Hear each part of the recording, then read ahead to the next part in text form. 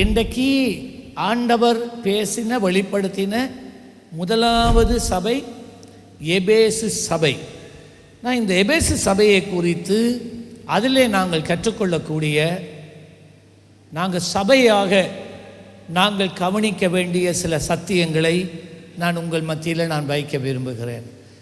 இன்றைக்கு விசேஷமாக இந்த 7 சபைகளில் முதலாம் சபையை குறித்து நாங்கள் பார்க்க போகிறபடியினால் அதனுடைய முகவுரையாக யோவான் யார், ஏன் யோவானுக்கு இந்த தரிசனம் கிடைத்தது, இப்படிப்பட்ட சில காரியங்களை முகமுறையாக சீக்கிரமாக நான் வைத்துவிட்டு அதன் பின்பதாக இந்த வசனங்களுக்குள்ளே நாங்கள் கடந்து போகலாம் என்று நான் நினைக்கிறேன்.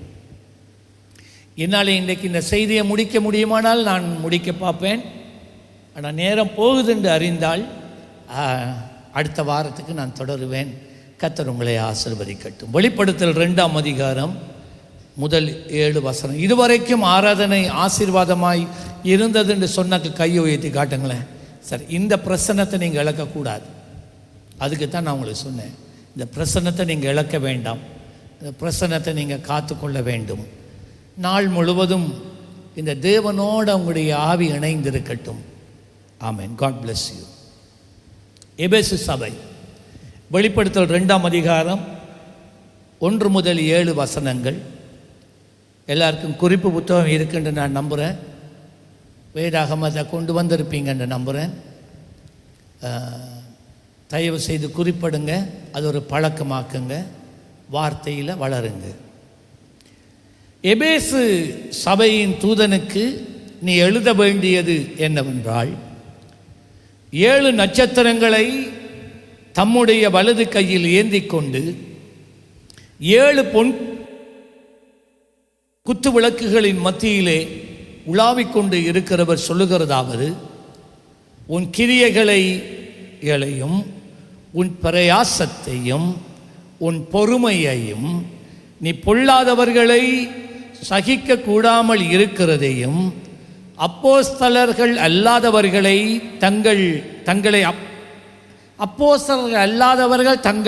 தங்களை அப்போஸ்தலர்கள் என்று சொல்லுகிறதை நீ சோதித்து அவர்களை பொய்யர் என்று கண்டறிந்ததையும் நீ சகித்து கொண்டு இருக்கிறதையும் பொறுமையாய் இருக்கிறதையும் என் நாமத்தின் நிமித்தம் இளைப்படையாமல் பிரயாசப்பட்டதையும் அறிந்திருக்கிறேன். ஆனாலும் நீ ஆதியிலே கொண்டு இருந்த அன்பை விட்டாய் என்று உன் பேரிலே எனக்கு குறை உண்டு. ஆகையால் நீ இந்த நிலைமையில் இருந்து விழுந்தாய் என்பதை நினைத்து மனம் திரும்பி ஆதியில் செய்த கிரியைகளை செய்வாயாக. இல்லாவிட்டால் நான் சீக்கிரமாய் உன்னிடத்திலே வந்து நீ மனம் திரும்பாத பட்சத்தில் உன் விளக்கு தண்டை அதை நின்று நான் நீக்கி விடுவேன். நான் வெறுக்கின்ற நிக்கோலாய் மதஸ்தரின் கிரியைகளையும் நீ வெறுக்கிறாய். இது உன்னிடத்திலே உண்டு. ஆவியானவர் சபைகளுக்கு சொல்லுகிறதை காது உள்ளவன் கேட்க கடவன்.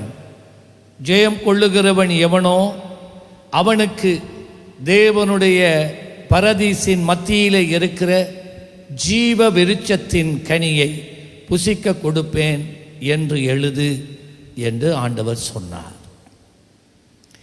இந்த எபேசு சபையை குறித்து நாம் இன்று தியானிக்கும் போது, இந்த எபேசு சபை துருக்குக்கு பக்கத்தில் இருக்கிறது. இந்த வெளிப்படுத்தல பேசப்பட்ட இந்த 7 சபைகளும் துருக்கியை அண்மித்த பகுதியில் இருந்த 7 சபைகள். எபேசு சபை துருக்கியிலிருந்து வெளியே அது ஒரு தீவு, ஒரு பெரிய தீவாக இருந்தது. அங்கே தான் அந்த எபேசு பட்டணம், அங்கே தான் இந்த எபேசு சபை இருந்தது. இந்த எபேசு சபையை ஸ்தாபித்தவர் அப்போஸ்தலனாகிய பவுல்.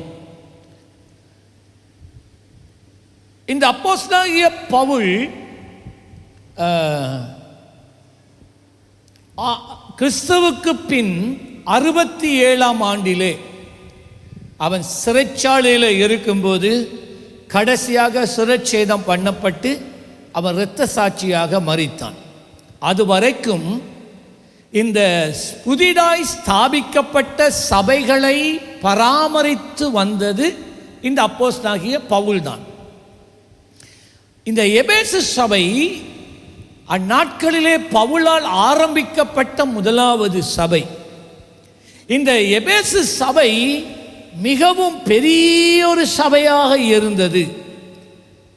அந்த சபை வார்த்தையிலும் ஊழியங்களிலும் மிகவுமாய் ஸ்திரப்பட்ட சபையாக இந்த எபேசு சபையில இருந்து ஊழியர்கள் உருவாக்கப்பட்டு புதிய ஸ்தலங்களிலே ஊழியங்கள், புதிய தேசங்களிலே ஊழியங்கள் ஸ்தாபிக்கப்பட இந்த எபேசு சபையில் ஊழியர்கள் உருவாக்கப்பட்டாங்க.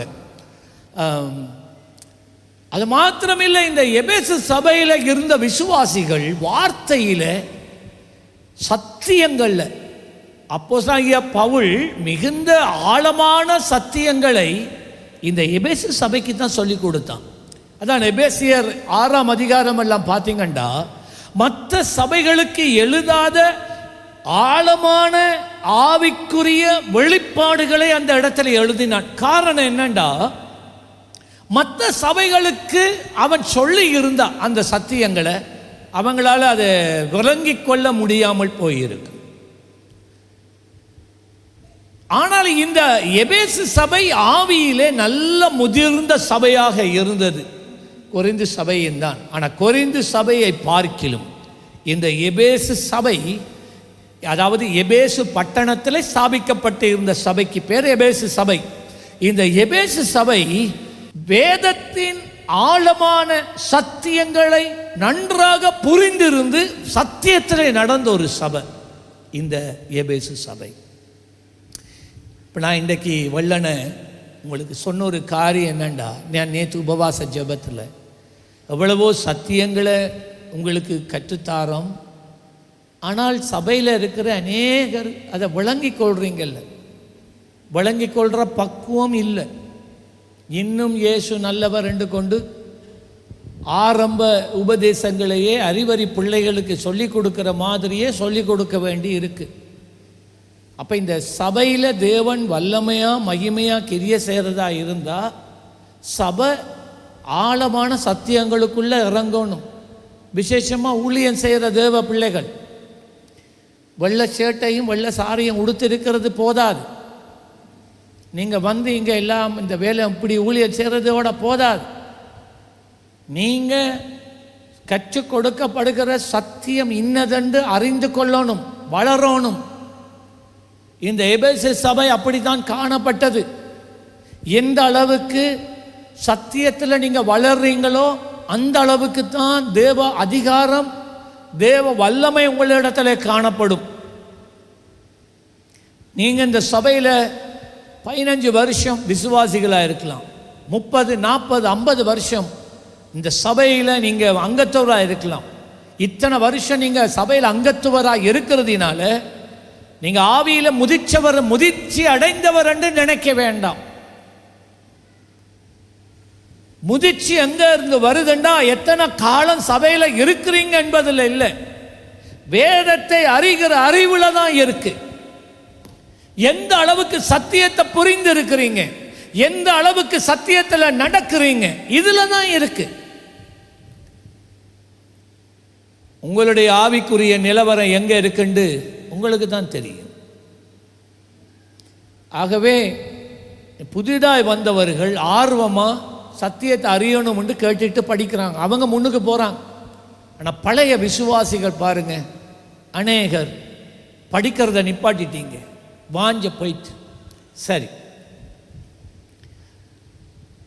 இந்த எபேசு சபை அந்த அளவுக்கு ஆவிக்குரிய காரியங்களில் சத்தியத்தில் வளர்ந்து முதிர்ச்சி அடைந்தவர்களாக இருந்ததினால பவுல் அப்போஸ்தலர் மற்ற சபைகளுக்கு சொல்லாததை தேவன் அவருக்கு வெளிப்படுத்தின, அதாவது எங்கள் இயற்கை கண்களுக்கு தென்படாத ஆவிக்குரிய பரிமாணங்களிலே நடக்கின்ற காரியங்களை, ஆவிக்குரிய பரிமாணத்திலே செயல்படுகிற பொல்லாத ஆவிகளினுடைய கிரியைகளை அவனுக்கு தேவன் வெளிப்படுத்தினார். கண்டான் அவன். அதை இந்த எபேசு சபைக்கு கற்றுக் கொடுத்தான். அவர்கள் அதை பிடித்து கொண்டார்கள். மற்ற சபைகளால் புரிந்து கொள்ள முடியல, அந்த சத்தியத்தை விளங்கிக் கொள்ள அவர்களால் முடியல. புரிந்து கொள்ளாட்டி விளங்கி கொள்ளாட்டி உங்களுடைய அந்த நீங்கள் கற்றுக் கொடுக்கப்படுகிற சத்தியம் உங்களுடைய உள்ளான மனுஷனுக்குள்ள போகாது. உள்ளான மனுஷனுக்குள்ள போகாட்டி உங்களுக்குள்ள விசுவாசம் வளராது. விசுவாசம் வளராட்டி தேவனுடைய வல்லமை வழங்காது. ஆகவே நான் சீயோனே தாழ்மையாக நான் கேட்குறேன், இந்த 25 முடியும், 26ஆம் ஆண்டுக்குள்ளே நாங்கள் உட்பிரவேசிக்க போகிறோம். தயவு செய்து ஜனவரி மாதத்துக்கு வரைக்கும் காத்திருக்க வேணாம். இப்போ நான் சொல்கிறேன், இப்போ வேதத்தின் சத்தியங்களை கற்றுக்கொள்ள உங்களை அர்ப்பணியுங்கள். முடியாது என்று சொல்ல வேண்டாம். முடியாது என்று உங்களை சொல்ல வைக்கிறது பிசாசு. கர்த்தர் உங்களை ஆசீர்வதிக்கட்டும். இவ்விதமாக இந்த சபைகளை பராமரித்து வந்த அப்போஸ்தலனாகிய பவுல் கிறிஸ்துவுக்கு பின் சுமார் 67ஆம் ஆண்டு அவன் சிறையிலே இருந்தபடி அவன் மரண தண்டனை அவனுக்கு வழங்கப்பட்டு மரித்து போயிட்டான். அப்போ இதுவரைக்கும் இந்த சபைகளை பராமரித்து அவர்களுக்கு கடிதங்களை மூலமாக சிறையில் இருந்தாலும் கடிதங்கள் மூலமாக ஆவிக்குரிய சத்தியங்களை கற்றுக் கொடுத்து வந்த பவுல் இல்லாமல் போயிட்டார். இப்போ யார் அந்த நிலைமைக்கு வர்றது? இதுதான், இங்கே தான் அப்போஸ்தலனாகிய யோவான் இயேசுவின் மார்பிலே சாய்ந்திருந்த அன்பான சீஷண்ட ஊழியங்கள் அதில் பவுலினுடைய ஸ்தானத்துக்கு திரும்புகிறது. பவுல் மரித்த உடனே யோவான் அந்த இடத்துக்கு தானாகவே யோவான் எழும்புகிறான். அவர் ஒரு பிஷப்பாக இருந்தார், சபைகளை பராமரிக்கிறவராக இருந்தார். எல்லாரும் யோவானை கனப்படுத்தினார்கள். யோவான் தான் கடைசியாக உயிரோடு இருந்த அப்போஸ்தலர்கள். மற்ற எல்லா அப்போஸ்தலர்களும் இரத்த சாட்சியாக மரிச்சிட்டாங்க. இந்த யோவான் ஆகிய அப்போஸ்தலன், அதாவது மரியாளுக்கும் யோசேப்புக்கும் பிறந்த மகன் யோவான், அவன் 97 வயது வரைக்கும் அவர் உயிரோடு இருந்தார். அவருக்கு மாத்திரம் ஆண்டவர் அந்த கிருபையை அளித்தார். இரத்த சாட்சியாக மரிக்காதபடி, இரத்த சாட்சியாய் மரிக்கின்ற ஒரு அனுபவத்துக்கூடாக போக வேண்டி இருந்தாலும் இரத்த சாட்சியாய் மரிக்கிறதிலிருந்து ஆண்டவர் காப்பாற்றி முதிர் வயதிலேயே சாதாரணமாக அவரை மரிக்க பண்ணினார். இயேசு, நீங்கள் கவனித்தீர்களே, ஆனால் இயேசு பிறந்த பிறகு இயேசுவை தேவனுடைய ஆலயத்துக்குள்ளே பிரதிஷ்டை பண்ணுறதுக்கு யோசேப்பு போகிறத நீங்கள் கண்டீங்க. அதுக்கு பிறகு வேதத்தில் யோசேப்பை குறித்து ஒரு வார்த்தை இல்லை. இயேசு ஊழியம் செய்யும் நாட்களில் யோசேப்பு இல்லை. யோசேப்பு சிலுவையில் இயேசு சிலுவையில் அறையப்படும் போது இயேசு இல்லை. இயேசு உயிரோடு எழுந்தவுடனே யோசேப்பு இல்லை, மரியாள் இருக்கிறார். அப்போ யோசேப்பு எங்கே போனார்? ஆராய்ச்சியாளர் சொல்லுகிறார்கள், யோசேப்பு இளம வயதில் மரித்து போயிட்டாருன்னு சொல்லி. இப்போ உங்களுக்கு தெரியும், இயேசு சுவாமி சிலுவையிலே தொங்கிக் கொண்டு இருக்கும்போது அதுவரைக்கும் இயேசு எங்கெல்லாம் ஊழியம் செய்தாரோ அங்கே எல்லாம் மரியாள் இருந்தாள். மரியாள் இயேசுவோடே இருந்தாள், எல்லா ஊழியத்திலையும் பங்கு பெற்றாள். இப்போ சிலுவையில் இயேசு மரிக்கிறார். மரியாளுக்கு சொல்லப்பட்ட தீர்க்க தரிசனம் அப்படியே நிறைவேறுது. கண்ணுக்கு முன்னால் இயேசு உபத்திரவப்படுத்தப்பட்டு சரீரம் கிழிக்கப்பட்டு நிர்வாணியாய் அந்த சிலுவையிலே அறையப்பட்டு இருக்கிறார். அந்த வேளையில் கூட அப்படியே மரியாளின் மேலே இயேசுவுக்கு இருந்த பாசம். அவர் சொன்னார், யோவானை பார்த்து சொன்னார், ஏன்னா எல்லா சீஷர்களும் பயந்து ஒழிச்சிட்டாங்க. யோவான் அதோடு கூட மரியாள் மற்ற ஸ்திரீகளோட அந்த கொல்கொத்தா மலையிலும் நிற்கிறார்கள். யோவான் நிற்பதற்கு காரணம், அந்த காலங்களிலே யோவான் அவர் இயேசுனுடைய சகோதரன் தானே, அந்த உறவிலே அவன் நிற்கிறான். அப்பொழுது இயேசு சிலுவையிலிருந்து பார்த்து ஒரு வார்த்தை சொன்னார், ஸ்திரியே இதோ உன் மகன். ஏன் யோவானை காட்டி சொல்றா, இது உன் மகன். ஸ்திரியே இதோ உன் மகன். யோவானை காட்டி சொல்றார், இதோ உன் தாய். அதன் அர்த்தம் என்ன தெரியுமா? யோவான், நான் போகிறேன், அம்மாவை நீ தான் பார்த்துக்கொள்ளணும், உண்ட பொறுப்பில் நான் விட்டுட்டு போகிறேன், அம்மா நீ பார்த்துக்கொள்ளணும். அந்த உத்தரவாதத்தை யோவான் அந்த கொல்கொத்தா மலையிலே ஏற்றுக்கொண்டான். யோவானுக்கு மூத்தவன் தான் யாக்கோபு. அதுவும் யோசேப்புக்கு மரியாளுக்கும் பிறந்த மகன் தான் யாக்கோபு. யாக்கோபு நிருபத்தை எழுதினானே அந்த யாக்கோபு. தொடக்கத்தில் இயேசுவன் விசுவாசிக்கல. ஆனால் இயேசு உயிரோடு எழுந்ததுக்கு பிறகு யாக்கோபுக்கு ஆண்டவர் முகம் கொடுத்தார். முதலாவது திருச்சபையினுடைய முதலாவது பிஷப்பாக அந்த யாக்கோபு தான் இருந்தார். ஆனால் இந்த தாயை பராமரிக்கிற உத்தரவாதம் இயேசு சுவாமி சிலுவையில் இருந்து கொண்டு இந்த யோவானுக்கு தான் கொடுத்தார். அந்த உத்தரவாதத்தை யோவான் மரியாள் சாகும் வரைக்கும் அதை பொறுப்பேற்று நடத்தினான். நான் இப்போ உங்களுக்கு காண்பிக்க போகிறேன். யோவானும் மரியாள், இப்போ பவுல்ட காலம் முடிஞ்சு யோவானும் மரியாளும் பவுல் இருக்கும் காலத்தில் இருந்து கொண்டே யோவானும் மரியாளும் இருந்த இடம் எபேசு. எபேசு பட்டணத்துக்கு புறம்பே ஒரு மலைப்பாங்கான ஒரு இடத்துல அவர்கள் வசித்து வந்தார்கள். நான் இப்பொழுது உங்களுக்கு மரியாள் வாழ்ந்த வீட்டை உங்களுக்கு போட்டு காட்டும். இந்த இருக்கு, இதுதான் மரியாளும் யோவானும் வாழ்ந்த வீடு, ஒரிஜினல் வீடு. இன்றைக்கும் அது இருக்குது. துருக்கியில் போனீங்க, எபேசு பட்டணத்துக்கு போனீங்கன்னா இன்றைக்கு நீங்கள் அதை பார்க்கலாம். இதுதான் மரியாளும் யோசேப்பு சாகும் வரைக்கும் வாழ்ந்த வீடு இதுதான். மரியாள் சாகும் வரைக்கும் வாழ்ந்த வீடு இதுதான். ஸோ இவர்கள் என்ன நடந்ததென்றால், இப்போ இந்த எபேசு பட்டணத்தில் இவர்கள் வாழ்ந்து வரும்போது பவுல் மரித்து போயிட்டார். இப்போ சபை பொறுப்பெல்லாம் எல்லா சபைகளோட பொறுப்பும் யோவான் மேலே வந்துட்டு, இப்போ யோவான் சபைகளை நடத்தி கொண்டு இருக்கும்போது அந்த காலத்திலே ரோமர்களுடைய ஆளுகையில் தான் எபேசு காணப்பட்டது. ஆனால் அந்த ரோமாபுரி எபேசை விட்டு தூரமாக இருந்தபடினால் அந்த மன்னனுடைய கட்டுப்பாட்டில் இருந்து கொஞ்சம் விலகி இருந்தாங்க. இவர்கள் எபேசு பட்டணத்தில் இருக்காமல் எபேசு பட்டணத்துக்கு வெளியே இருந்தார்கள். இந்த சபையும் கூட எபேசு பட்டணத்துக்கு வெளியே தான் இருந்தது. இப்போ இந்த யோவான் மரியாள் வசித்து வந்த அந்த வீட்டின் அந்த காலங்களில் எபேசு சபை இருந்த ஒரு காலத்தில் ரோமாபுரியிலே இருந்த மன்னனுடைய பேர் டொமிட்டன் என்று சொல்லப்பட்ட ஒரு மன்னன். அந்த மன்னனுக்குள்ளே ஒரு ஆசை வந்தது. அது என்னண்டா, நான் கடவுள். நேசாருக்கு வந்தது போல இந்த மன்னனுக்கும் உண்டாயிற்று.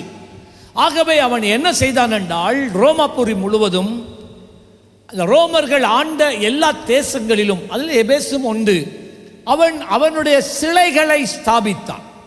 படங்களை எல்லா இடங்களிலும் போட்டான். எல்லாம் எங்க நீங்க போனாலும் அந்த மன்னனுடைய படங்கள் இருந்தது. அங்கே எங்கெல்லாம் அந்த அவனுடைய சிலை இருந்துச்சோ அங்கெல்லாம் ஒரு தட்டில் சாம்பிராணி இருக்கும், ஒரு விளக்கும் இருக்கும், ஒரு சின்ன பலிபீடம் இருக்கும்.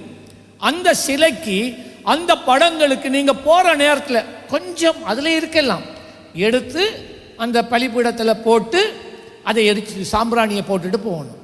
அதில் தணல் எப்பயுமே இருந்து கொண்டு இருக்கும். ஆனால் யோவான் எந்த விதத்திலும் ஷாத்ராக் மேஷாக் ஆபேத் நேகுவை போன்று தானியேலை போன்று எந்த சந்தர்ப்பத்திலும் இந்த மன்னனை அவன் வணங்கவில்லை. கடைசியாக இப்படியாக யோவான் என்று சொல்லப்பட்ட ஒரு சீஷன் இருக்கிறான். எல்லாரும் வணங்குறாங்க, இவன் மட்டும் வணங்குறான் இல்லை என்று சொன்னதுக்கு மன்னன் சொன்னான், அவனை கொண்டு வா. ஆகவே யோவானை மன்னன் வருவித்து இவனை சிறைப்பிடித்து அவனுடைய மன்னனுடைய அரண்மனைக்குள்ளே கொண்டு போகிறாங்க. மன்னன் சொல்கிறான், கேளு, நான் தான் கடவுள், நீ என்ன வணங்கணும். நீ எங்கெல்லாம் என்னுடைய சிலையை பார்க்கிறியோ அங்கெல்லாம் நான் கேள்விப்பட்ட நீ சாம்பிராணி போடுறது இல்லையான்னு சொல்லி இன்றையிலிருந்து நீ போடணும் என்று சொன்ன நேரம் யோவான் சொன்னான், என்னுடைய தேவனை அன்றி வேறு எவரையும் நான் தெய்வமாய் வணங்க மாட்டேன் என்று தைரியமாய் சொன்னான். அவனுக்கு கோபம் வந்தது. 2ஆம் தரம் 3ஆம் தரம் எச்சரித்தான், அப்படி சொல்லாத, இன்றைக்கு நீ மனமாறு, இன்று முதல் நீ என்ன சேவிக்கணும் என்று கேட்டபோது அவன் சொன்னான், இல்லை, நீங்கள் எத்தனை நேரம் சொன்னாலும் இதுதான் என்னுடைய பதில் என்று சொன்ன உடனே அவனுக்கு பச்சை கோபம் உண்டாயிற்று. அந்த நாட்களிலே அரசியல் ரீதியாக யாராகிலும் அவனுக்கு எதிராக எழுமினா அவனுக்கு இருந்த ஒரு வழக்கம் என்னண்டா, அப்படிப்பட்டவர்களை கையையும் காலையும் கட்டி கொதிக்கிற எண்ணெயுள்ள ஒரு பாத்திரம், அதாவது ஒரு மனிதனை புதைச்சி எடுக்கக்கூடிய ஒரு பாத்திரத்தில் அவர்கள் கையையும் காலையும் கட்டி தலக்குத்தன அந்த கொதிக்கிற எண்ணெயில் போட்டு வெளியில் எடுக்கும்போது அந்த கொதிக்கிற எண்ணெயில் அந்த மனிதனுடைய சதையெல்லாம் உருகி இல்லாமல் போய் அவர்கள் மேலே எடுக்கும்போது வெறும் எலும்பு கூடு மாத்திரம் வெளியில் வருமா.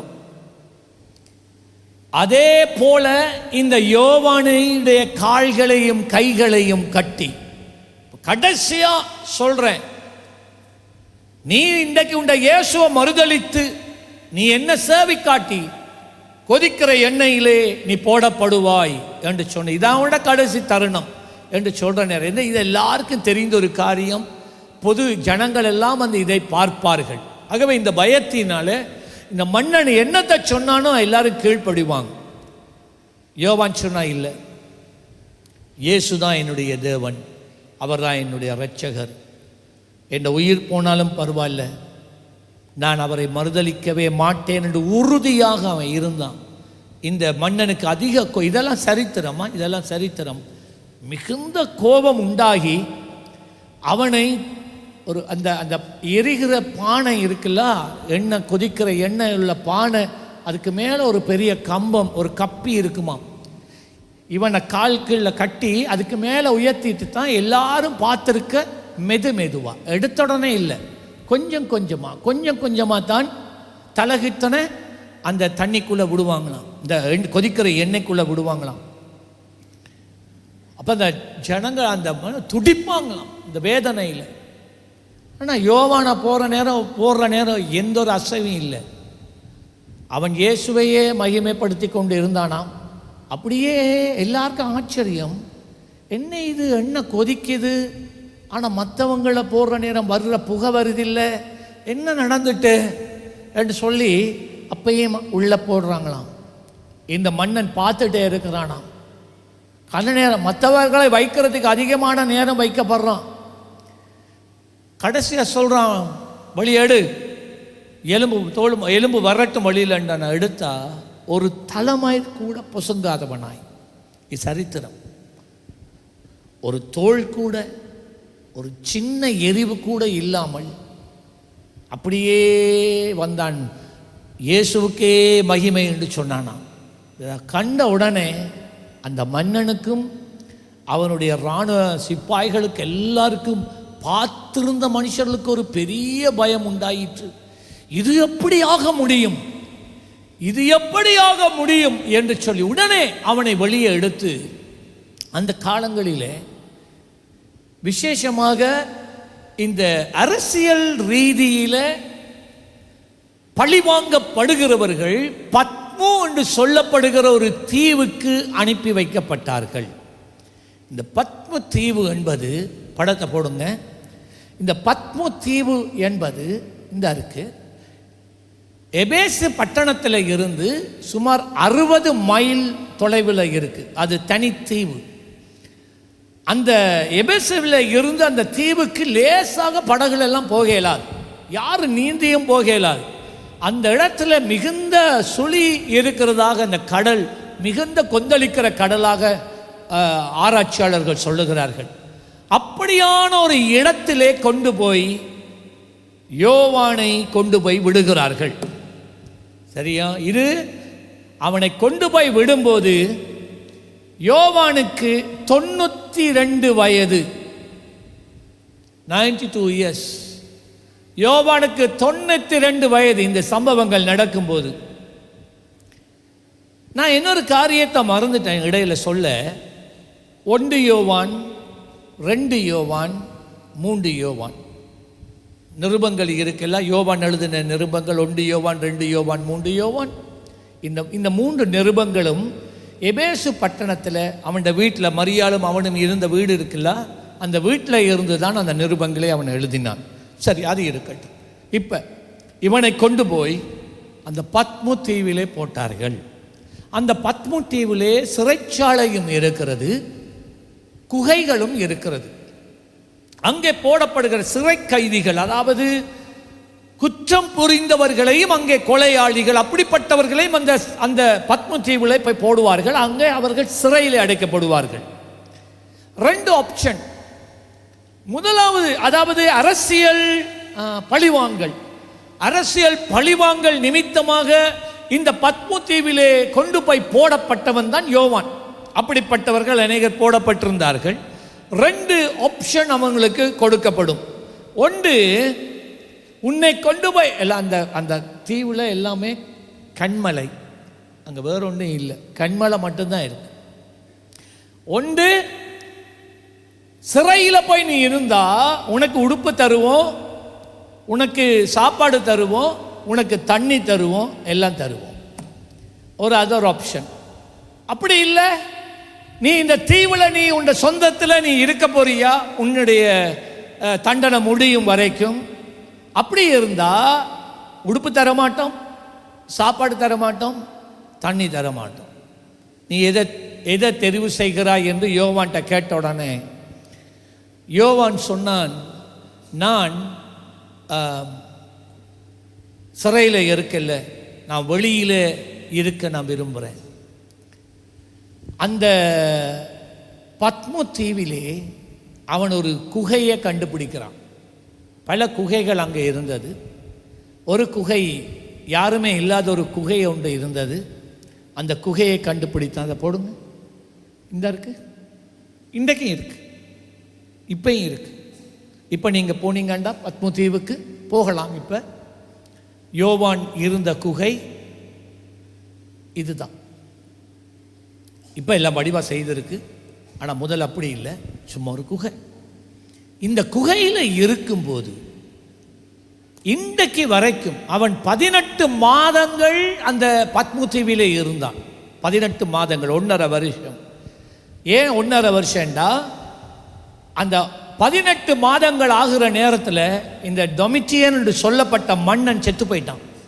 செத்து போன உடனே வந்த அடுத்த மன்னன் எல்லாத்தையும் ஆராய்ந்து பார்த்து அரசியல் ரீதியாக பழிவாங்கப்பட்டவர்களை அவன் வித்ட்ரா பண்ணினான். அதனால யோவானையும் வெளியிலே அவன் கொண்டு வந்தான்.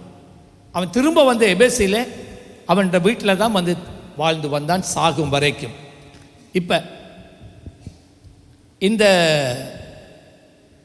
குகையிலே அவன் இருக்கும்போது தான் ஒரு நாள், இப்போ இதை சொல்லணும், அந்த 1.5 வருஷம் அவனுக்கு யாரும் சாப்பாடு போட யாரும் இருக்கல, உடுப்பு கொடுக்க யாரும் இருக்கல, தண்ணி கொடுக்க யாரும் இருக்கல. அது வெறும் கண்மலை, சுற்றி வர உப்பு கடல். இன்றைக்கு வரைக்கும் எவருக்குமே தெரியாது யோவான் அந்த பத்மு தீவில் இருக்கக்குள்ள என்னத்தை சாப்பிட்டான், என்ன இருக்கு அங்கே சாப்பிட, ஒன்றுமே இல்லை. எங்கே இருந்து தண்ணி குடித்தான், எங்கே இருந்து உடுப்பு எடுத்தான் தெரியும். ஆராய்ச்சியாளர்கள் சொல்லுகிறார்கள், அவனுடைய வாழ்க்கையில தேவன் செய்த அற்புதம். எலியாவுக்கு காகம் கொண்டு போஷித்தாரா? ஒருவேளை யோவானுக்கு தேவன் அவிதமா போஷித்தாரோ தெரியா. ஆனால் இன்றைக்கு வரைக்கும் தெரியவே தெரியாது. இந்த குகையிலே அவன் ஒரு நாள் இருக்கும்போது, அப்பொழுது ஒரு ஓய்வு நாள், ஞாயிற்றுக்கிழமை போல இப்படி ஒரு ஓய்வு நாளில் அவன் எங்கே போனாலும் தேவனை ஆராதிக்கிறது விடுறதில்லை. ஆராதிக்க தொடங்கின உடனே வேதம் சொல்லுகிறது, கர்த்தர் அவனை ஆவிக்குள்ளாக எடுத்தார். இப்போ நாங்கள் ஒவ்வொரு பகுதியாய் நாங்கள் தியானிக்க போகிறோம். இந்த வெளிப்படுத்தலை அவன் எழுதின போது ஒரு பிரச்சனை இருந்தது. இந்த ஆண்டவர் தான் சொன்னார், இதை நான் உனக்கு காட்டுற எல்லாத்தையும் நீ எழுதணும்னு. அதான் வெளிப்படுத்தின விசேஷம். அந்த பத்மு தீவில் அந்த குகையில் தான் அந்த வெளிப்பாட்டை அவன் பெற்றான். அந்த அனுபவம் அங்கே தான் அவன் அடைந்தான். அங்கே தான் அவன் இதை ஏடுகளில் எழுதினான். ஏடு எங்கேருந்து வந்தது தெரியாது. ஓகே, அதெல்லாம் தெரியாது. இவைகளெல்லாம் அதிசயம். இப்போ இந்த காலகட்டத்தில் விசுவாசிகளுக்கு தெரிந்தது என்னண்டா, யோவான் கொதிக்கிற எண்ணெயிலே போடப்பட்டான், இனி அவ்வளவுதான், அவருங்க இனி உயிரோடு இருக்கிறது. விசுவாசிகள் அதுவரைக்கும் 11 சீஷர்களும் மரித்து போயிட்டாங்க. இவ ஒருவன் தான் மிஞ்சி இருந்தான். அவனையும் பிடிச்சி கொதிக்கிற எண்ணெயில் போடுகிற செய்தி வந்த உடனே உலகம் முழுவதும் இருந்த விசுவாசிகள் நினைத்தார்கள், யோவான் மரித்து போயிட்டான், யோவானும் இல்லை, இனி நமக்கு ஒரு தலைவர் இல்லை என்று நினைத்தான். ஏன்னா பத்மு தீவு தானே, அங்கே இருந்து செய்திகள் ஒன்றும் வரையில தானே. ஆனால் 1.5 வருஷத்துக்கு பிறகு அவன் விடுதலையாகி வந்த உடனே அந்த வெளிப்படுத்தல விசேஷத்தில் அவன் எழுதும்போது இந்த சந்தேகத்தை இல்லாமலாக்க, அதே யோவான் தான் கொதிக்கிற எண்ணெயில் போட்டது உண்மைதான், ஆனால் தேவன் ஆச்சரியமான முறையில், அற்புதமான முறையில் அவர் என்னை பாதுகாத்தார். எப்படி சாத்ராக் மேஷாக் ஆபேத்நேகோ எரிகிற அக்கினிக்குள்ளே தூக்கி வீசப்பட்டு தலை பொசுங்காம வந்தாங்களோ, அதே போல புதிய ஏற்பாட்டின் காலத்தில் அந்த அனுபவம் எனக்கு இருக்கு. கொதிக்கிற எண்ணெயில் தூக்கி போட்டாங்க, எனக்கு ஒன்று நடக்கலை, கையை தட்டி ஹல்லேலூயா. ஆகவே அந்த சந்தேகத்தை நீக்குவதற்காக அப்போஸ்தலனாகிய யோவான் இவ்விதமாக எழுதுகிறதை நாங்கள் பார்க்கிறோம். வெளிப்படுத்தல் 1:1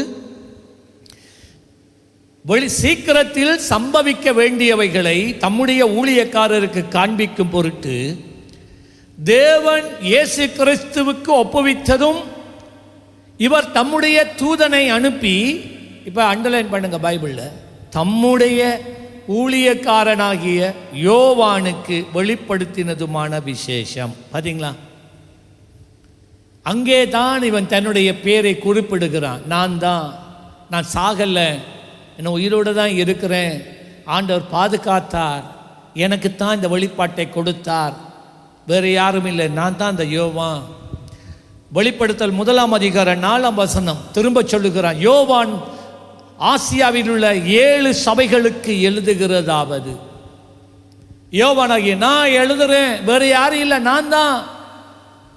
வெளிப்படுத்தல் 1:9 உங்கள் சகோதரனும் இயேசு கிறிஸ்துவின் நிமித்தம் வருகிற உபத்திரவத்துக்கும் அதனுடைய ராஜ்யத்துக்கும் அவருடைய பொறுமைக்கும் உங்கள் உடன் பங்காளிகளுமாய் இருக்கிற யோவானாகிய நான். சரியா? யோவானுக்கு இருந்த ஒரு பழக்கம் என்ன தெரியுமா? ஒரு நாளுமே அவன் தண்ட பேரை சொல்லி காட்டுறதில்லை. இயேசு கிறிஸ்து உயிரோடு எழும்பிட்டார் என்று சொல்லி ஸ்திரீகள் சீஷர்கள் இருந்த இடத்துக்கு போய் சொன்னாங்க. சீஷர்கள் ஒளிஞ்சிருக்கிறாங்க ஒரு அறைக்குள்ள. போய் சொன்னாங்க, நாங்க போனோம், கல்லறை திறந்திருக்கு, இயேசுவை காணல, தேவதூதன் வந்து சொன்னார் அவர் உயிரோடு எழுந்துட்டார் என்று. பிறகு நாங்க அழுது கொண்டு இருந்தோம். அப்பொழுது இயேசுவே நமக்கு பக்கத்தில் வந்து இருந்தார். அவர் தான் சொன்னார், உங்கள்கிட்ட போய் சொல்லட்டான்னு. இந்த ஸ்திரீகள் மரியாள் இதே தாய் தான் ஓடி போய் அந்த சீஷர்களிடத்தில் சொன்னபோது இயேசு உயிரோடு எழுந்துட்டார் சொன்ன உடனே 2 பேர், அத்தனை 12 சீஷர்ல யூதாஸ் காரியத்து சூசைட் 11 பேர். இந்த 11 பேர்ல 2 பேர் பேதுருவும் யோவானும்.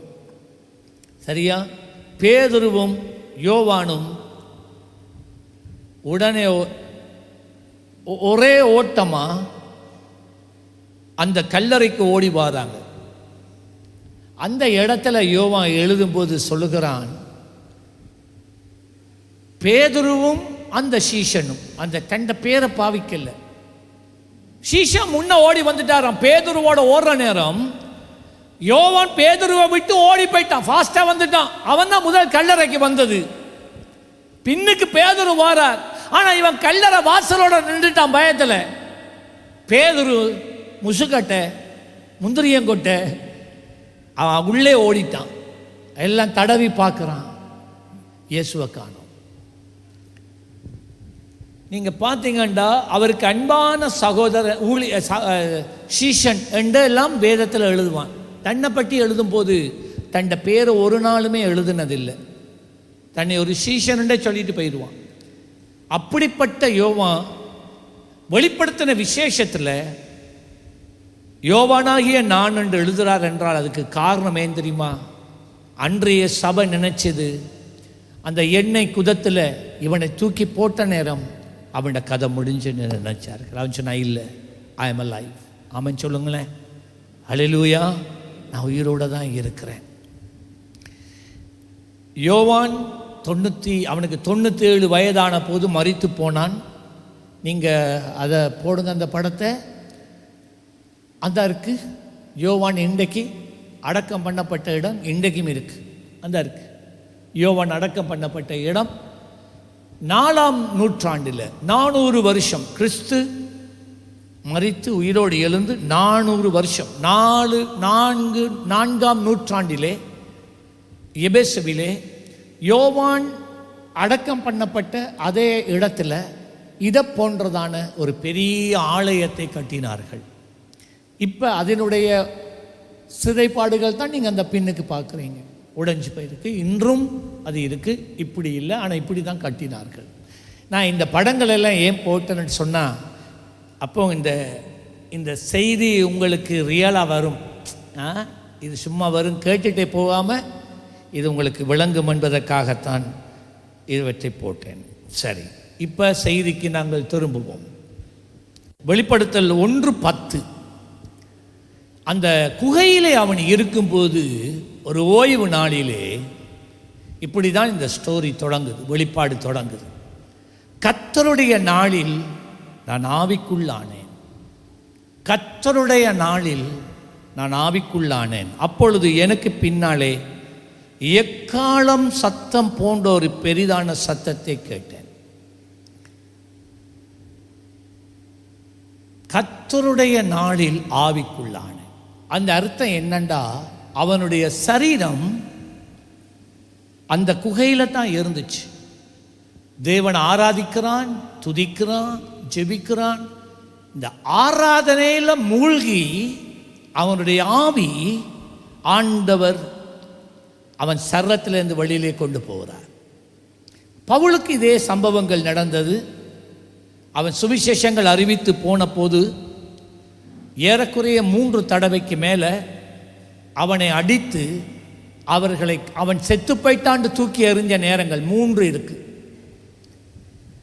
கல்லால் எறிந்தார்கள், அடித்து, பொல்லால் அடிச்சு, மிருதலால் அடிச்சு செத்து போயிட்டாண்டு விட்டுட்டு போயிட்டான். விசுவாசிகள் சுற்றி இருந்து அவனுக்காக ஜபிச்சாங்க. அவன் உயிரோடு எழுந்தான். அதான் அவன் சொன்னான், நான் ஒரு மனுஷனை அறிவேன். பவுல் சொல்லுகிறார், நான் ஒரு மனுஷனை அறிவேன், அவன் 3ஆம் வானம் வரைக்கும் எடுத்துக்கொள்ளப்பட்டான். சொல்றான், அவன் சரீரத்தில் இருந்தானா ஆவியில் இருந்தானா எனக்கு தெரியாது. யாரை பற்றி சொன்னான் தெரியுமா? தன்னை பற்றி தான் சொன்னான். சரீரம் ஒரு நாளும் பரலோகம் போக முடியாது. அதான் வேதம் சொல்லுகிறது. மாம்சமும் இரத்தமும் பரலோகத்தை ஒருபோதுமே சுதந்தரிப்பதில்லை. ஆகவே தான் நாம் மரித்தாலும் இந்த சரீரம் இந்த மண்ணுக்கு மண்ணாய், சாம்பலுக்கு சாம்பாளாய், புழுதிக்கு புழுதியாய் போய்விடும். எங்க ஆவிதான் பரலோகம் போகுது. ஆமென் சொல்லுங்களேன். ஹல்லேலூயா. இப்போ நல்லா கேளுங்க. இந்த பரலோகத்தில் மனிதனுடைய ஆவிதான் போகலாம், வேறு எதுவும் போகல. அதான் அவனுடைய சரீரம் இந்த குகையில் இருந்துச்சு. அவனுடைய ஆவியை கத்தறி எடுத்தார். அவன் மரிப்பதற்கு முன்பதாகவே யோவானுக்கு மாத்திரம் தேவன் பரலோகத்தை கொண்டு போய் காண்பித்தார். இனிமேல் மனுக்குலத்துக்கு என்ன சம்பவிக்க போகிறது, இந்த உலகத்துக்கும் அண்ட சராசரங்களுக்கும் இனிமேல் சம்பவிக்க போவது என்ன, இதை நீ சபையில இருக்கிற விசுவாசிகளுக்கு அறிவி. ஏண்டா இதுவரைக்கும் நான் யாருக்குமே இதை குறித்து வெளிப்பாட்டை கொடுக்க இல்லை, அதுக்காகத்தான் உனக்கு இந்த அனுபவம் என்று ஆண்டவர் சொன்னார். சொன்னார், எக்காலம் போன்ற ஒரு பெரிதான சத்தம். எக்காலங்கள் அக்காலங்களிலே எதை காண்பித்ததென்றால், ஏர்ஜென்ட், அவசர அழைப்பு, அவசர எச்சரிப்பு, சீக்கிரமாக நடக்க போகிற காரியங்கள். அதுதான் அந்த எக்காலம். யுத்தத்துக்கு போற நேரம் சத்துருக்களை கண்ட உடனே யுத்தம் ஆயத்தம் ஆவதற்கு எக்காலங்களை ஊதுவார்கள். எக்காலங்களை ஊதின உடனே யுத்தம் ஆரம்பிக்கிறது, நடக்க வேண்டிய சம்பவம் நடக்க ஆரம்பிக்கிறது. அப்ப ஆண்டவர் என்ன தெரியுமா சொன்னார்? எக்கால சத்தமண்டா இனிமேல் இப்பொழுதே இருந்தே. எப்ப 2000 வருஷத்துக்கு முன்ன அவன் பத்மு தீவுல இருக்கும் போதே அவர் சொன்னார், இப்பொழுது இருந்து இந்த காரியங்கள் உலகத்திலும் அண்ட சராசரங்களிலும் ஆவிக்குரிய பரிமாணங்களிலும் நடக்க போவதை நீ காண போகிறாய். இதை போய் அவசரமா சபைக்கு போய் சொல். வெளிப்படுத்தல் 1:13. அடுத்தது அவன் என்ன காண்கிறான்? 7 குத்து விளக்குகள் மத்தியில் நிலையங்கி தரித்து மார்பருகே பொற்கச்சை கட்டி இருந்த மனுஷகுமாரனுக்கு ஒப்பான, இயேசுவுக்கு ஒப்பானவரை நான் கண்டேன். எங்க? 7 குத்து விளக்கின் மத்தியில 7 நட்சத்திரங்கள் கையில இருக்காம், 7 குத்து விளக்கு இருக்குதாம். நட்சத்திரங்கள் யாரை குறிக்கிறது என்றால், 7 சபைகளில் இருந்த 7 பாஸ்டர்ஸ்மேன், சபை தலைவர். பாஸ்டர்ஸை கர்த்தர் தம் கரத்தில் ஏந்தி கொண்டு இருக்கிறார். 7 குத்து விளக்கு இருக்குல்ல, ஒவ்வொரு குத்து விளக்கும் தேவனுக்கு முன்பதாக இருக்கிற 7 சபைகள். அதுதான் அதனுடைய அர்த்தம். இப்போ இந்த இடத்துல குத்து விளக்குண்டு சொல்லப்படுகிறது. நான் பிறகு அதுக்கு வாரன், அது குத்து விளக்குண்டா என்னன்னு நான் சொல்லித்தாரேன். அப்ப அந்த 7 சபைகளுக்கு நடுவில் 7 ஊழியக்காரர்களை கையில சுமந்தவரா தேவன் உலாவி கொண்டு இருக்கிறார். அருமையான தேவ பிள்ளையே, ஒவ்வொரு ஆராதனையிலும் ஒவ்வொரு சபையிலும் கர்த்தர் கடந்து வருகிறார். நீங்க காண்கிறீங்களோ இல்லையோ, உணர்றீங்களோ இல்லையோ, நம்முடைய ஆண்டவராய் இயேசு எங்கள் நடுவிலே கடந்து வருகிறார். நீங்க ஆராதனைக்கு பிந்தி வருவீங்க. சிலர் வார 1 மணித்தியால முடிஞ்சு 8 மணிக்கு தான் நீங்க வாரீங்க ஆராதனைக்கு. நீங்க வர்றீங்களோ இல்லையோ, ஆண்டவர் 7 மணிக்கெல்லாம் இங்க நிற்கிறார். ஆமா, அவர் வந்துடுவார் டைமுக்கு. ஆராதனையில் வந்து என்ன தெரியுமா செய்றாரா? உலாவுகிறார், சபையில் உலாவுகிறார். சபைண்டா இந்த கட்டிடம் இல்லை, சபைண்டா நீங்களும் நானும். அவர் எங்கள் நடுவில் உலாவுகிறார். ஆராதிக்கிற நேரம் எங்களோட கண்களை கவனிக்கிறார், எங்களுடைய உதட்டை கவனிக்கிறார். சரி, இப்போ இந்த கேண்டில் ஸ்டிக் 2ஆம் வெளிப்படுத்தல் 2:1 எபேசு சபையின் தூதனுக்கு என்றால் எபேசு சபையின் பாஸ்டருக்கு எழுது. என்னவாம்? நீ எழுத வேண்டியது என்னவென்றால், 7 நட்சத்திரங்களை தம்முடைய வலது கரத்தில் ஏந்தி கொண்டு 7 பொன் குத்து விளக்குகளின் மத்தியில் உலாவிக் கொண்டு இருக்கிற. இப்போ இந்த தமிழ் வேதாகமத்திலும் ஆங்கில வேதாகமத்திலும் இது பொன் குத்து விளக்கு என்று எழுதப்பட்டு இருக்கிறது. ஆனால் உண்மையாகவே அக்காலங்களிலே காணப்பட்டது அந்த குத்து விளக்க போடுங்க, கையிலே யாவரும் எல்லார வீட்டில் நாம் இன்றைக்கு டார்ச் பாவிக்கிற மாதிரி எல்லாருடைய கைக்குள்ளே அடங்கக்கூடிய விளக்கு இந்த இருக்கு. மேலே எண்ணெயை போடுறது, இந்த நெருப்பு, இந்த விளக்குண்ட அளவு உங்களுடைய கையின் அளவு, இந்த இதுக்குள்ள இந்த விளக்கான இருக்கு. ஸோ நீங்கள் ரோட்டால் ராத்திரியில் நடந்து போகிற நேரம் நீங்கள் அதைத்தான் கொண்டு போவீங்க. நீங்கள் வீட்டுக்குள்ளே அப்போல்லாம் எலக்ட்ரிசிட்டி இல்லை தானே, ஆகவே நீங்கள் வீட்டுக்குள்ளே இதைத்தான் நீங்கள் கொண்டு நடந்து திரிவீங்க. இதுதான் விளக்கு. வீடுகள் இதை விட இதே விளக்கத்தான் மேலே மேலே மேலே அவர் உயரமான இடங்களிலே அவர்கள் வைப்பார்கள், வீடு பிரகாசம் கொடுக்க. இதே போல விளக்குகளைத்தான் தெருக்களிலே வைத்திருப்பார்கள். அப்போ ஆண்டவர் அதைத்தான் நீங்கள் கொண்டு வரார். என்ன 7 விளக்கு. இப்போ எபேசு சபைக்குரிய செய்திக்கு வருகிறேன். அவர் எபேசு சபையில் அவர் என்ன கண்டார்? வெளிப்படுத்தல் 2:2 அவர் சொன்னார், உன் கிரியைகளையும் உன் பிரயாசத்தையும் நான் பார்த்தேன். உன் கிரியைகளையும் உன் பிரயாசத்தையும் நான் பார்த்தேன். அதோடைய அர்த்தம் என்ன தெரியுமா? இந்த எபேசு சபை ஓய்ந்திருக்காத ஒரு சபை. இந்த எபேசு சபை ஓய்வே எடுக்காத ஒரு சபை. ஒவ்வொரு நாளும் இந்த எபேசு சபையிலே ஆராதனைகள் நடந்து கொண்டே இருந்தது. எப்ப நீங்க இந்த எபேசு சபைக்கு போனாலும் ஒரு பக்கத்தில் தலைவர்கள் உருவாக்கப்பட்டு கொண்டு இருந்தார்கள், இன்னொரு பக்கத்தில் பைபிள் ஸ்கூல் நடந்து கொண்டு இருக்கும், இன்னொரு பக்கத்தில் ஜபிக்கிறவர்கள் கூடி மிஷனரி ஊழியங்களுக்காக ஜபித்து கொண்டு இருந்தார்கள், இன்னொரு பக்கத்தில் மிஷனரி ஊழியத்துக்கென்று இன்னொரு ட்ரைனிங் நடந்து கொண்டு இருக்கும், இன்னொரு பக்கத்தில் வேத படிப்புகள் எழுதப்பட்டு கொண்டு இருக்கும், இன்னொரு பக்கத்தில் அங்கே ஆராதிக்கிறவர்கள் உருவாக்கப்பட்டு கொண்டு இருப்பார்கள். இந்த சபை 24 மணத்தியாலமும் திறந்து வைக்கப்பட்டிருந்த ஒரு சபை. அந்த சபைக்கு நீங்க எப்ப போனாலும் உங்களுக்கு ஊழியம் செய்யறதுக்கு ஆட்கள் இருப்பாங்க. இதுதான் இந்த எபேசு சபை. அருமையான சபையெல்லாம்.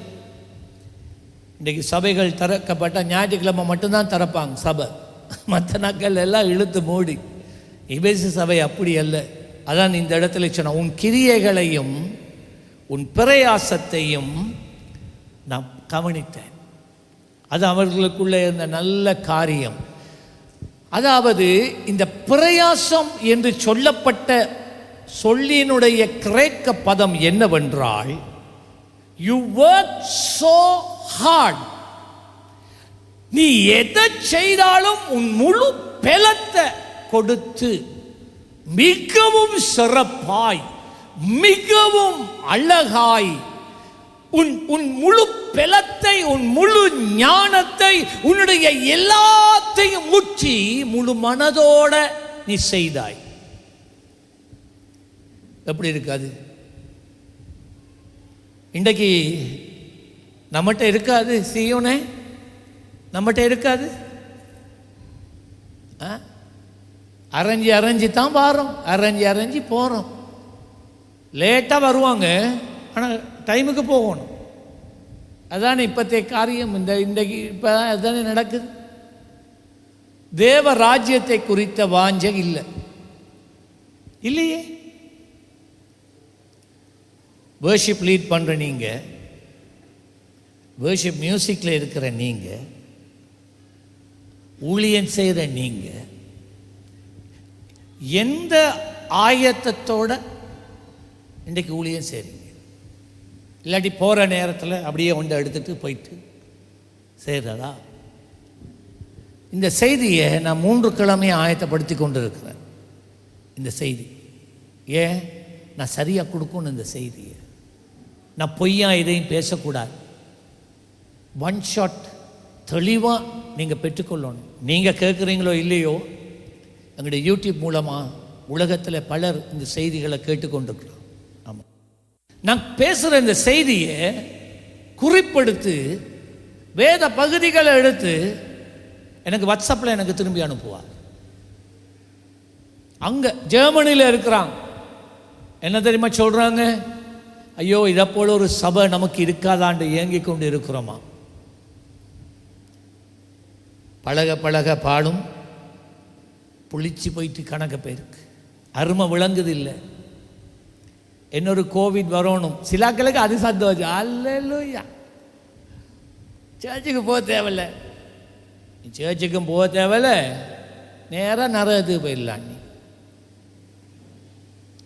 ஆகவே இந்த சபையில் நல்ல கேளுங்க, இந்த எபேசு சபையில் இருந்து தான் மற்ற சபைகள் உருவாக்கப்பட்டது. இந்த 7 சபைகள் சொல்லப்படுதே, அத்தனை சபையும் இந்த எபேசு சபையில தான் உருவாக்கப்பட்டது. எபேசு சபையில இருந்தா வர்ஷிப் லீடர்ஸ் அனுப்பப்பட்டாங்க, எபேசு சபையில இருந்தா இவாஞ்சலிஸ்ட் அனுப்பப்பட்டாங்க, எபேசு சபையில இருந்தா மிஷனரிகள் அனுப்பப்பட்டாங்க. எத்தனையோ பேர் இரத்த சாட்சிகளாய் போற இடங்களிலே மரித்தார்கள், குடும்பங்களை விட்டு போனார்கள், தொழிலை விட்டு போனார்கள். எதற்கு? ராஜ்யத்துக்காக. அவ்வளவு பிரயாசப்பட்ட ஒரு சபைதான் இந்த எபேசு சபை. இரவும் பகலும் உழைத்த ஒரு சபை. அவர்களுடைய உள்ளத்தில் தேவ ராஜ்யக்காக படுகிற பிரயாசத்தில் கொஞ்சமாகிலும் பின்னடைவு அடையலை, கொஞ்சமாகிலும் பின்னடைவு அடையலை. ஐயோ நான் போகாட்டி என்ன நடக்கும் என்று ஓடி வருவாங்க நான் சபைக்கு. எப்ப பார்த்தாலும் கணவன், மனைவி, பிள்ளைகள், வாலிபர்கள் எல்லாரும் இந்த சபையிலே ஊழியத்திலே இணைந்திருந்தார்கள். சபையில் இருக்கிற ஒரு விசுவாசியும் தன்னை விசுவாசி என்று அழைத்ததில்லை. அத்தனை பேரும் ஊழியம் செய்தார்களாம். நான் உங்கள்கிட்ட ஒரு கேள்வி கேட்கிறேன். இந்த சபையில் இத்தனை வருஷம் இருக்கிறீங்கன்னு பெருமை சாட்டுறீங்களே, பறைசாட்டுறீங்களே, நீங்கள் செய்கிற ஊழியம் என்னன்னு கேட்குறேன். இந்த 25ஆம் ஆண்டு முடியுது, எத்தனை ஆத்துமா ஆதாயப்படுத்துனீங்க? நான் உங்கள்கிட்ட கேட்குறேன், என்ன முறைச்சி பார்க்க வேணாம், நான் கேட்குறேன், நீங்கள் எத்தனை ஆத்துமா ஆதாயப்படுத்துனீங்க? எத்தனை ஆத்துமாக்களை சபைக்குள்ளே கொண்டு வந்து சீஷராக்கினீங்க? எத்தனை பேருக்கு வார்த்தையை வச்சு புத்தி சொன்னீங்க? இல்லை. நீங்க ஏன் தெரியுமா சபைக்கு வாரீங்க? நீங்க நல்லா இருக்கணும் தான். நான் சம்பாதிக்கணும், எனக்கு வேலை நிரந்தரமாக இருக்கணும், என் புள்ள நல்லா படிக்கணும், நான் வீடு கட்டணும், பங்களா வாங்கணும், நான் நல்லா இருக்கணும். ஆனா தேவராஜ்யத்துக்கு அதுக்கெல்லாம் இல்லை, அதெல்லாம் தேவையில்லை, அதெல்லாம் தேவையில்லை. இது உண்மைதானே? இது உண்மைதானே? நீங்க உங்களுடைய நெஞ்சில கையை வச்சு பதில் சொல்லுங்க பார்ப்போம். எபேசு சபையை போல கடினமா உழைக்கிறாக்களா இருக்கிறீங்களா நீங்க? எல்லாத்தையும் விட்டுட்டு ஆண்டவரே என் வாழ்நாள் எல்லாம் உண்மையே நான் சேவிப்பேன் அப்பா. 2வது காரியம், இந்த சபையில் இருந்த ஒரு காரியம் ஆண்டவர் சொல்றார். வெளிப்படுத்தல் 2:2 உன் கிரியைகளையும் உன் பிரயாசத்தையும் உன் பொறுமையையும் நீ பொல்லாதவர்களை சகிக்க கூடாமல் இருக்கிறதையும். அடுத்தது இதுதான் முக்கியம். 2வது, தி டாக்ட்ரினல் இன்டெகிரிட்டி, சத்தியத்திலே உண்மை உள்ளவர்களாய் இருந்தார்கள். சத்தியத்திலே உண்மை உள்ளவர்களாய் இருந்தார்கள். என்ன செய்தார்கள்? அப்போஸ்தலர் அல்லாதவர்கள் தங்களை அப்போஸ்தலர்கள் என்று சொல்லுகிறதை நீ சோதித்து அவர்களை பொய்யர் என்று கண்டறிந்ததை அறிந்து கொண்டேன். உண்மையாய் தேவனால் அழைக்கப்படவே இல்லை ஊழியத்துக்கு. ஒரு ஊழியக்காரன் வாழ வேண்டிய விதத்தில் வாழவே இல்லை. ஒரு ஊழியக்காரன் அறிந்திருக்க வேண்டிய வேத சத்தியம் இல்லை. ஆனா ஆக்ஷன் மட்டும் ஊழியக்காரன் போல இருக்கு, உடுப்பு மட்டும் ஊழியக்காரன் போல இருக்கு. ஆனா பேச பழகிட்டாங்க ஊழியக்காரன் போல. ஆனா வார்த்தை இல்லை, ஆவி இல்லை, தரிசனம் இல்லை. இவங்க ஊழியம் என்று சொல்லி வாரது பணம் சம்பாதிக்க. இப்படியா நாட்கள் எத்தனை பேரை நாங்கள் கண்டிருக்கிறோம் கடந்த காலங்களில். ஆவிக்குரிய சபைக்கு வந்து ஆவிக்குரியவங்க போல பேசுவாங்க. மெயின் லைன் திருச்சபைக்கு போய் பிரசங்க அதே ஆக்கள் தான். அதே நாளில் ஆவிக்குரிய சபைக்கு வந்தா துள்ளி பாஞ்சி ஆவிக்குரிய சபைக்கு பேச வேண்டியது போல பேசுவாங்க. அதே ஆக்கள் இங்க வர்றதுக்கு முதல் ஒரு மெயின்லைன் திருச்சபையில் அவங்களுக்கு பேசுற மாதிரி பேசுறது. ஆவியின் தேவையில்ல, வரங்கள் தேவையில்ல, ஒன்றும் தேவையில்ல. அவங்களுக்கு ஏற்ற வண்ணமா அவர்களை ஏற்றுக்கொள்ள தக்கதாக பேசுறது. சத்தியத்தை குறுகி சொல்ல போனா சத்தியத்தை சத்தியமாய் பிரசங்கியாத எவனும் தேவனுடைய உண்மையான ஊழியக்காரன் அல்ல. இன்றைக்கு இருக்கிற ஊழியர்கள் தங்களை தாங்களே எண்ணெய் குப்பியை எடுத்து சபைக்கு முன்னால, நீங்க நம்புவீங்களோ தெரியாது ஐயா, நீங்க உண்மையா நம்புவீங்களோ தெரியாது, இன்றைக்கு உலகத்தில் நடக்கிற முஸ்பாத்தி, சபைக்கு முன்னால அவங்களே எண்ணெய தங்களை தலைக்கு மேல வாத்து சபையை பார்த்து சொல்றாங்க, நான் என்னை ஒரு அப்போஸ்தலனாக அபிஷேகம் பண்ணிக்கொள்ளுகிறேன். இது எங்கடா இது வந்தது? இது எங்க இருந்து வந்த உபதேசம்? இது தங்களுக்கு தாங்களே பட்டங்களை சூட்டுகிறது, தங்களுக்கு தாங்களே அந்த என்ன விசிட்டிங் கார்டு அடிக்கிறது. பாஸ்டர் என்றதும் ரெவரன் என்றதும் அப்போஸ்தலர் என்றதும். இங்க வாங்க, உங்களோட சபையில எத்தனை பேர் இருக்கிறாங்க?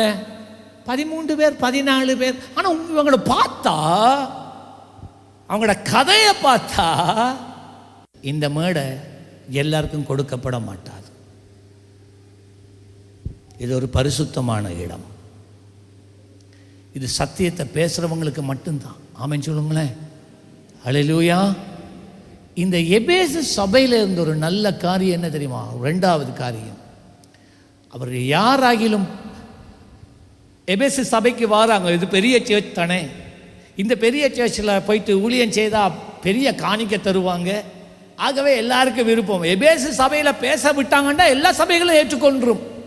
ஆகவே வாரது, நான் அந்த டிகிரி முடிச்சுக்கிறேன், நான் பிஷப் அச்சா புச்சா கிச்சான்ட்டு வாரது.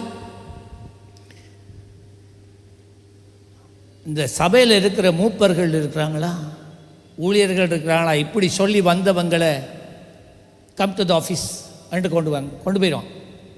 எபேசு சபையில் நடந்ததை சொல்கிறேன். ஸோ நீங்கள் எப்படி ஊழியம் செய்கிறீங்க? நீங்கள் இயேசு கிறிஸ்துவை யாரென்று நினைக்கிறீங்க? எப்படி நீங்கள் போதிக்கிறீங்க? ஒவ்வொரு தண்ணி ஞானஸ்தானத்தை பற்றி நீங்கள் என்ன போதிக்கிறீங்க? பரிசுத்த ஆவியானவரை குறித்து உங்களுடைய கருத்து என்ன? அதா இதா புதிய சபைகள் நிறுவுவதை குறித்து, ஆத்துமக்கள் ஆதாயப்படுத்துவதை குறித்து, இவங்கெல்லாம் ஒரு கேள்வியாக கேட்ட உடனே தடுமாற தொடங்கிடுவான்.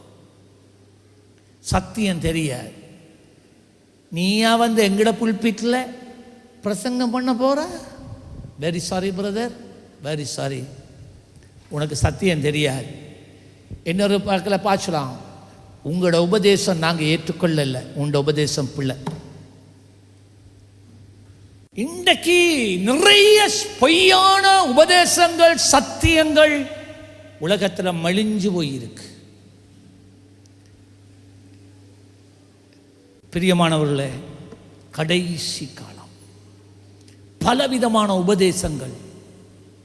நீங்கள் ஜாக்கிரதையாக இருக்கணும். இன்றைக்கு யூடியூபை திறந்தாலே நிறைய உபதேசம். நீங்கள் கணக்க பேர் கேட்குறீங்க.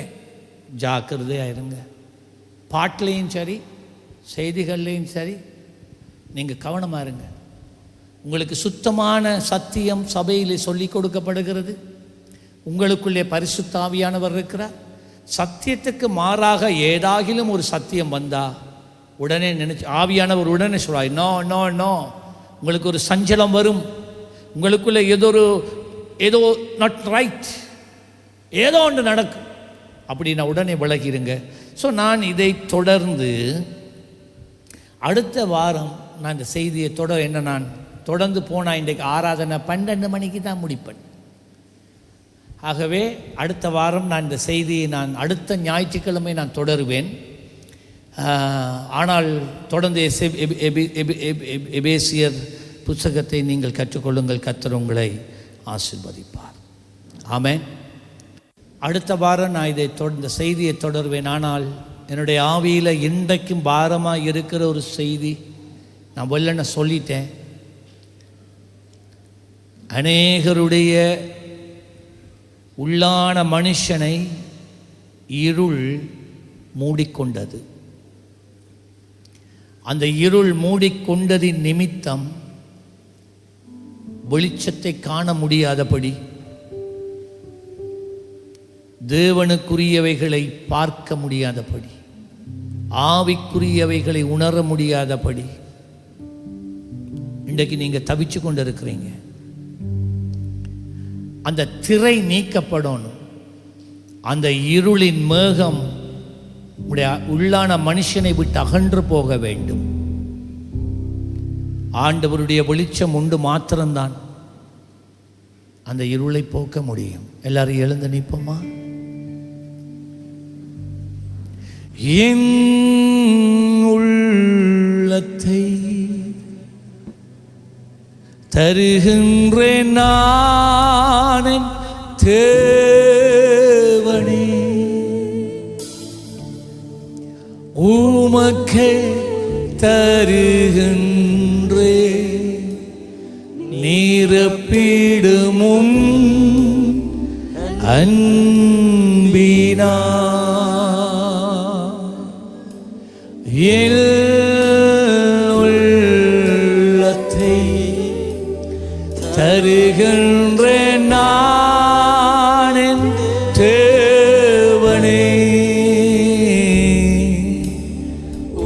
உமக்கே தருகின்றேன் நிரப்பிடுமும் அன்பினா. Hallelujah, precious Jesus. Hallelujah, Hallelujah, Appa. Hallelujah, precious. Hallelujah, ஆவியானவரே. Hallelujah,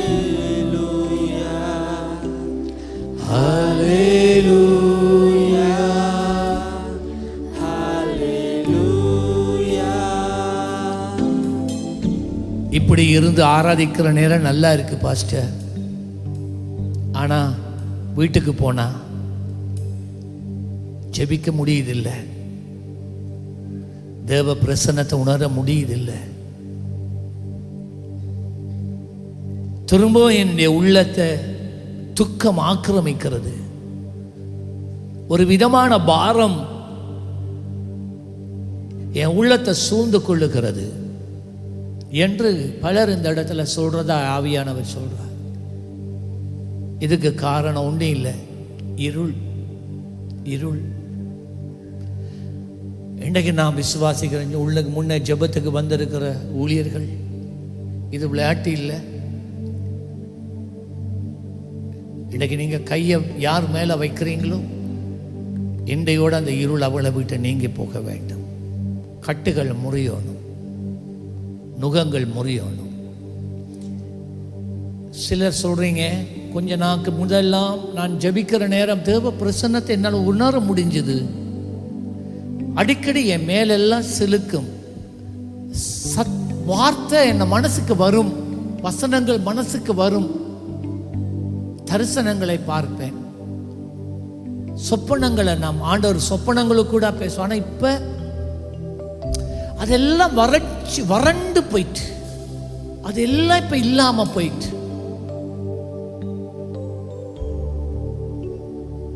அப்படி ஒரு கூட்டம் இருக்கிறேன்.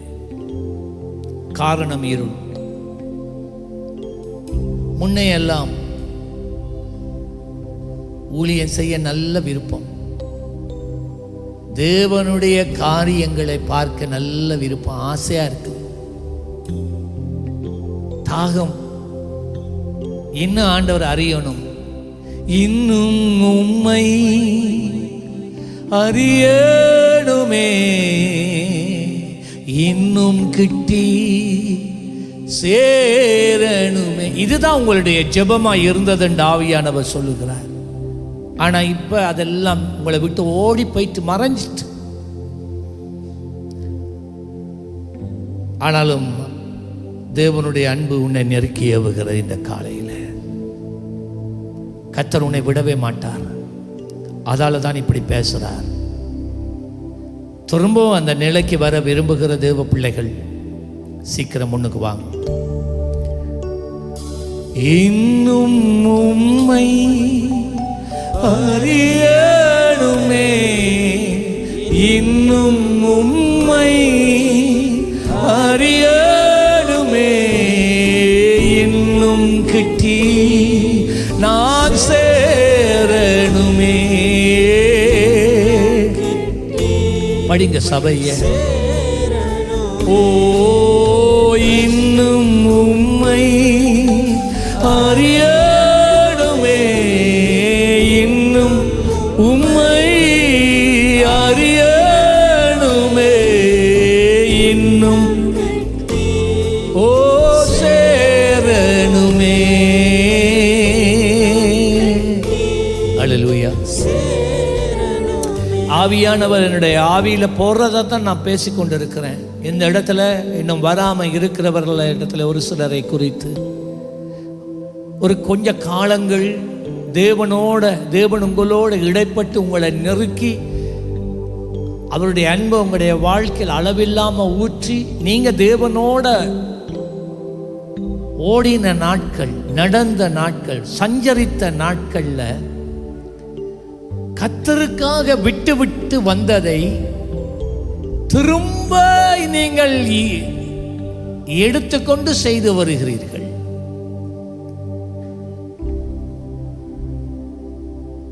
அந்த முன்னே இருந்த நிலையில இருந்து நீங்க விழுந்துட்டீங்கன்னு அர்த்தம். எதெல்லாம் இருக்கக்கூடாதோ அதெல்லாம் இப்ப திரும்ப வந்துட்டு, இதுக்கு பேர் தான் இருள். இன்றைக்கு ஆண்டவர் இன்னொரு சுத்திகரிப்பை உனக்கு கொடுக்க விரும்புகிறார். அப்படிப்பட்டவங்க முன்னுக்கு வாங்க. நான் சொல்றேன், இன்றைக்கு ஆராதனை முடிஞ்சு நீங்க போற நேரம் நீங்க வேறுபட்ட ஒரு மனுஷனாக நீங்க இந்த இடத்துல இருந்து போவீங்க. இது மனுஷனால் ஆகிறது இல்லை. மனுஷனால் ஒருவன் வாழ்க்கையை திருப்ப முடியாது, மாற்ற முடியாது, என்னால மாற்ற முடியாது. ஆனா எங்க நடுவுல இருக்கிற தேவ ஆவியானவரால மாத்திரம்தான் ஒரு மனுஷன் வாழ்க்கையை மாற்ற முடியும். நான் சொல்லிட்டேன், மிச்சம் உங்களோட கையில தான் இருக்கு. இந்த சந்தர்ப்பத்தை இழக்க வேணாம். இந்த பல்லவியை நான் படிப்பேன். இப்படிப்பட்டவர்கள் இருக்கிறீங்க, இல்லாட்டி ஆண்டவர் சொல்ல மாட்டார். ஒரே ஒருவர் தான் வந்தார். இல்லை, இந்த இடத்துல 15 பேருக்கு மேலே இருக்கிறீங்க. பின்னுக்கு நிற்கிறார்கள். உங்களை நீதிமானா சும்மா காண்பித்து உங்களை நீங்களே வஞ்சித்து கொள்ள வேண்டாம், ஏமாற வேண்டாம். நீங்கள் தான் ஒரு ஏமாளியாக மாறுவீங்க, வேறு யாரும் இல்லை. கர்த்தரை ஒருவரால் ஏமாற்ற முடியாது.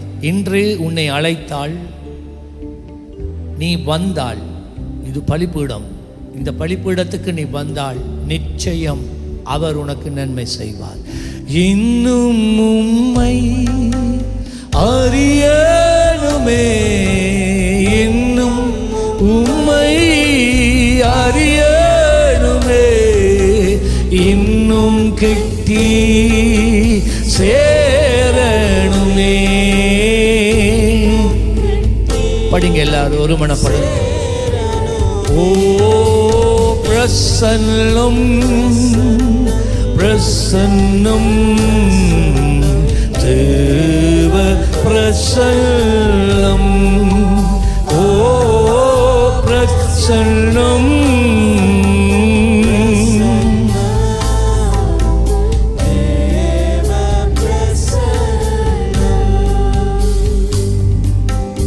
அதிகாலமே தேடுகிறேன், அதிகாலமே நான்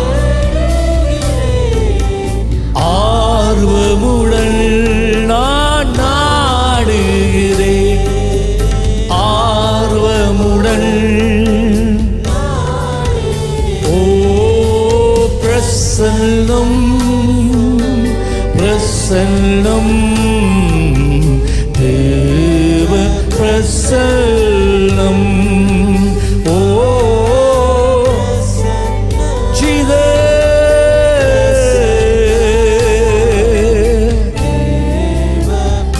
ஜெபிக்க தொடங்குங்க, ஜெபிக்க தொடங்குங்க. நான் திரும்ப சொல்றேன், ஆவியானவர் திரும்ப திரும்ப இந்த உள்ளத்தை நெருக்கி கொண்டு இருக்கிறார். நீங்க விட்டு வந்த காரியங்கள் திரும்ப வந்துட்டு உங்களோட வாழ்க்கைக்குள்ள. கொஞ்ச காலங்கள் விடுதலையோட வாழ்ந்தீங்க, இப்ப அதெல்லாம் போயிட்டு இன்னொரு சிறை இருப்புக்குள்ள நீங்க வாழ்ந்து கொண்டு இருக்கிறீங்க. இன்றைக்கு ஆண்டவர் உனக்கு விடுதலை கொடுக்க விரும்புகிறார். இந்த சந்தர்ப்பத்தை விடாத. கர்த்தர் உன்னை ஆசீர்வதிக்கட்டும். வேறு யாருக்கெல்லாம் ஜெபம் வேணுமோ நீங்கள் வரலாம். முன்பதாக கர்த்தர் உங்களை விடுதலை கொடுப்பார். இப்பொழுது நம்முடைய கர்த்தராகிய இயேசு கிறிஸ்துவினுடைய கிருபையும் பிதாவாகிய தேவனுடைய அன்பும் பரிசுத்த ஆவியானவருடைய அந்யோன்ய ஐக்கியம் உங்கள் அனைவருடன் கூட என்றும் எப்பொழுதும் கூட இருப்பதாக. ஆமென். சேர்ந்து சொல்லுங்கள். என் ஆத்துமாவே கர்த்தரை ஸ்தோத்திரி, என் முழு உள்ளமே அவர் பரிசுத்த நாமத்தை ஸ்தோத்திரி. என் ஆத்துமாவே நீ கர்த்தரை ஸ்தோத்திரி, அவர் செய்த சகல மகாரங்களையும் மறவாதே.